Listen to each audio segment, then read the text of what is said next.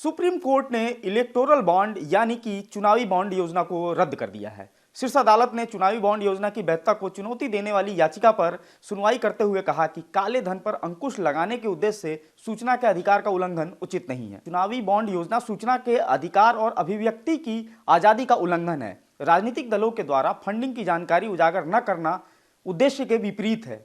अब सवाल उठता है कि आखिर ये इलेक्टोरल बॉन्ड यानी चुनावी बॉन्ड क्या होते हैं और इसको लेकर आपत्ति क्या है। आज के इस एक्सप्लेनर में हम इसी पर बात करेंगे।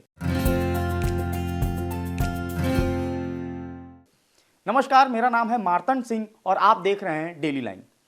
कोर्ट ने चुनावी बॉन्ड तुरंत रोकने के आदेश दिए हैं। अदालत ने निर्देश जारी कर कहा कि स्टेट बैंक ऑफ इंडिया यानी कि एसबीआई चुनावी बॉन्ड के माध्यम से अब तक किए गए योगदान के सभी विवरण 31 मार्च तक चुनाव आयोग को दे।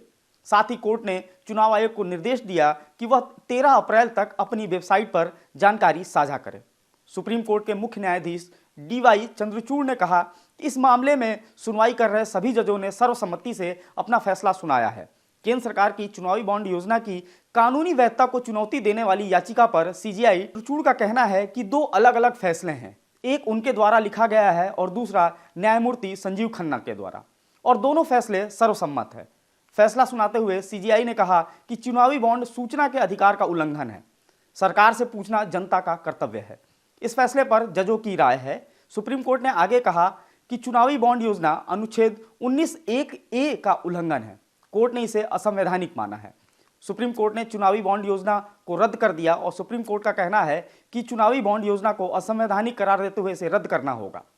अब बात करते हैं कि आखिर ये इलेक्टोरल या चुनावी बॉन्ड क्या होता है। 2017 के बजट में उस वक्त के वित्त मंत्री अरुण जेटली ने चुनावी या इलेक्टोरल बॉन्ड स्कीम को पेश किया था।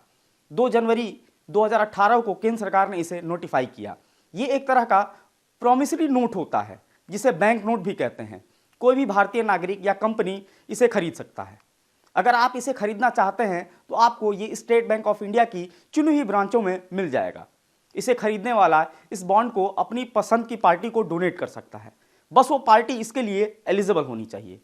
बॉन्ड खरीदने वाला 1000 से लेकर 1 करोड़ तक का बॉन्ड खरीद सकता है। खरीदने वाले को बैंक में अपनी पूरी केवाईसी डिटेल देनी होती है और इसको खरीदने वाला जिस पार्टी को यह बॉन्ड डोनेट करना चाहता है उसे पिछले लोकसभा या विधानसभा चुनाव में कम से कम 1% वोट मिला होना चाहिए।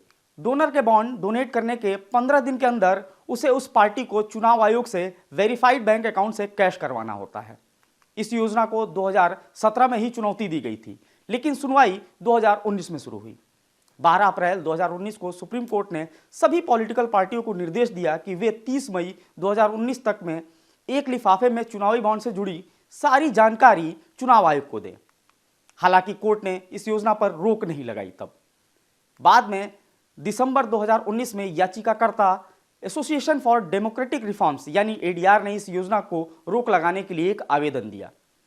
इसमें मीडिया रिपोर्ट्स के हवाले से बताया गया कि किस तरह चुनावी बॉन्ड योजना पर चुनाव आयोग और रिजर्व बैंक की चिंताओं को केंद्र सरकार ने दरकिनार किया था।